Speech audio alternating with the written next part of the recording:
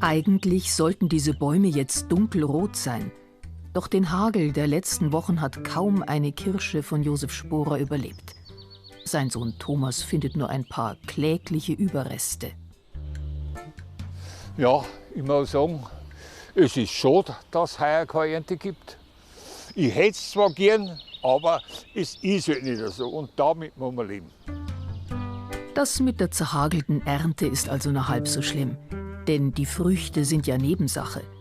Das rotbraune Holz war es, das den heute 79-Jährigen dazu gebracht hat, vor vielen Jahrzehnten Kirschbäume zu pflanzen. Und zwar einen ganzen Wald voll.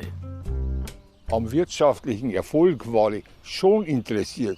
Bloß ich habe also gewusst, dass der Erfolg lange Zeit warten lässt. Aber mir war also sehr wichtig, dass sich die Natur wohlfühlt. Ob das Schlüsselbäume sind oder ganz wurscht was. Ich habe mich bewusst vermehrt, das kann man machen. Und ich wollte also haben, dass sich die Spaziergänger, die Erholungssuchenden auch wohlfühlen. Und ich wollte auch haben, dass sich die Natur wohlfühlt. Damals hat man ihn für verrückt erklärt, vor 40 Jahren, als alle Fichten gepflanzt haben, weil die schnell wachsen und schnell Geld bringen. Aber der Sporer ist ein Sturschädel. Er wollte Kirschbäume. Auch wenn erst einer seiner 3 Söhne sie ernten wird. Der Wald gehört seit kurzem Thomas. Und wohl oder übel hat er nun auch die Verantwortung. Jetzt denke ich mir eher, oh mein Gott, der Baum, der Baum, der Baum. Da ist der Papa auch gestiegen, hat ihn gepflegt. Den hat er auch, da ist er auch schon gepflegt. Wenn man das alles nebeneinander legt, die Arbeit, die muss ein einzelner Mensch erst einmal schaffen. Und ich weiß nicht, ob ich das auch schaffe. Der Vater hat dem Sohn schon immer einiges zugemutet. So wie auch seinen 2 anderen Söhnen, die als Kinder jeden Sonntag mit in den Wald mussten. Das haben wir gehasst, das hat uns überhaupt nicht gepasst. Ist ja normal, alle anderen haben gesagt, was soll es treibt und wir waren im Holz. Da stellst du als Kind natürlich auch andere Sachen vor. Thomas Sporer hat als Junger den Bayerischen Wald verlassen und ist Patissier geworden, hat in Grand Hotels Prominente bekocht. Das Leben des Vaters schien ihm einst nicht erstrebenswert. Josef Sporer ist Polsterer, hat schon als junger Mann Biedermeier-Sofas aus Kirschbaumholz restauriert und sich in dieses Holz verliebt. Auch heute noch ist er jeden Tag von in der Früh bis spät nachts am Werkeln. Am liebsten draußen, vor dem 1935 vom Vater gebauten Haus, in dem die Werkstatt ist. War heraus das Leben viel schöner ist. Wer hat denn das schon? Dass er im Freien arbeiten kann. Das ist doch eine wahre Freude. Aus der Zeit von Sissi und Franz ist dieses Wiener Kanapee. Zwar nicht aus Kirschbaum, aber trotz aller Routine eine Herausforderung. Ich habe also schon jedes Mal Angst, dass es auch gelingen möchte. Weil es kann da einmal nicht gelingen. Man muss also zuerst einmal die Grundlage machen, genau ausmessen, so und so, kommt der Kopf hin. Die Sache ist aus 3 Teilen zusammengesetzt. Ist es da ein bisschen konisch und da ist die Kunst. Da ist zum Beispiel zusammengesetzt. Da bin ich eingelangt, da ist kein Stoff, da kann ich durchgehen. Und das muss ich ja so bringen, dass man das nicht kennt. Okay. Und das macht es auch schwierig. Und vor denen habe ich ja jetzt mal Angst, ob es auch gelingen wird. Und das nach 60 Jahren Erfahrung mit den Polstern. Wir werden sehen, wie es gelingt.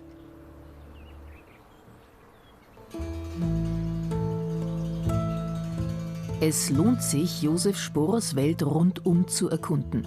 Denn sie ist so eigen wie er selbst. Auf seinem Grundstück steht ein Arme-Leute-Haus. Das ist etwa 250 Jahre alt und hätte an seinem ursprünglichen Standort einer Straße weichen sollen. Er hat es ebenso wie die Kapelle vor dem Abriss gerettet, abgetragen und bei sich daheim wieder aufgebaut. Und Grabsteine hat er gesammelt, auch wenn hier niemand begraben liegt. Die Grabsteine haben mir also von der handwerklichen Arbeit gefallen.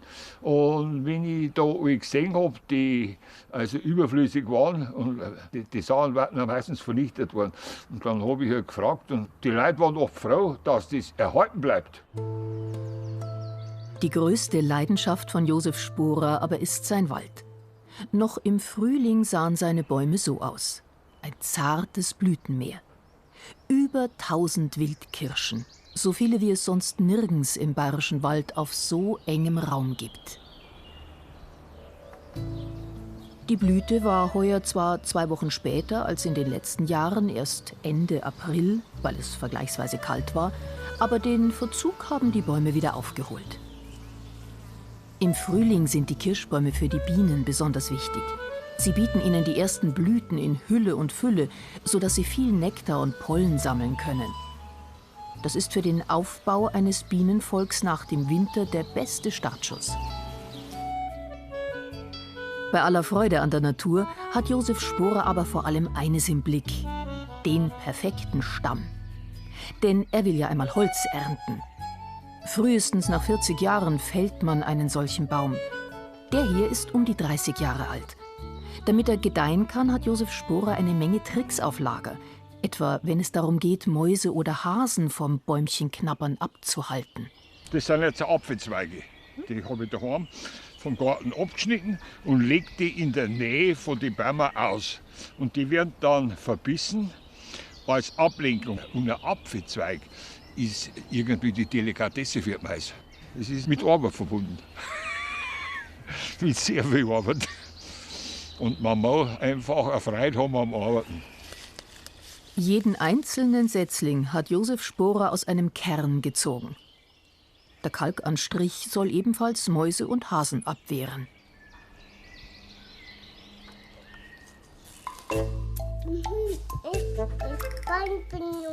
Heute nimmt er sich auch gerne Zeit für die Familie und Enkelkinder. Der Wald hat ihm lange dafür keinen Raum gelassen.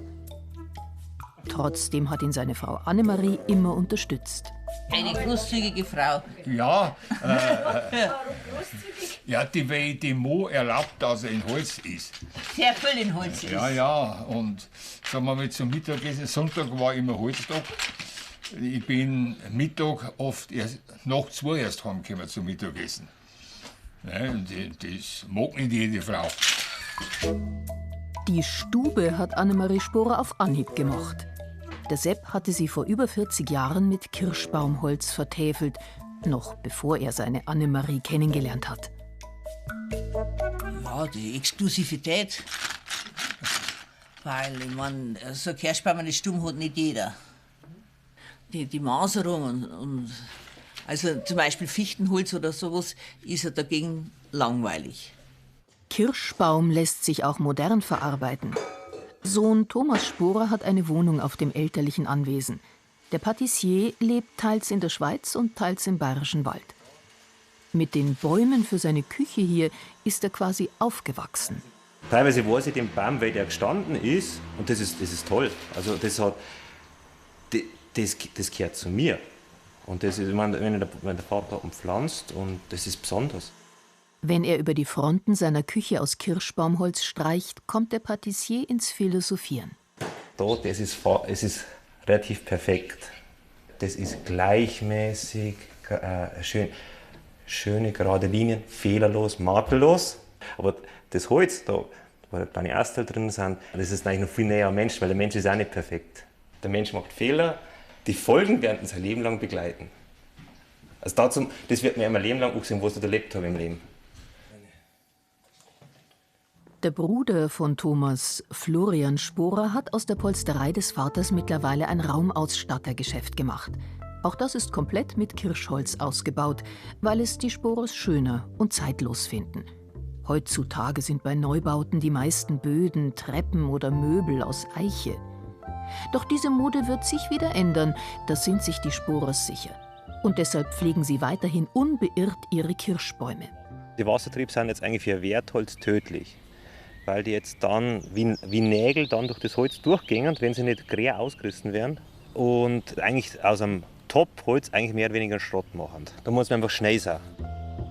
Eigentlich würden jetzt Kirschen geerntet, nicht zum Essen, sondern für Saatgut. Forstfachleute haben die Bäume dafür als besonders wertvoll eingestuft. Eine späte Wertschätzung des eigenwilligen Lebenswerks.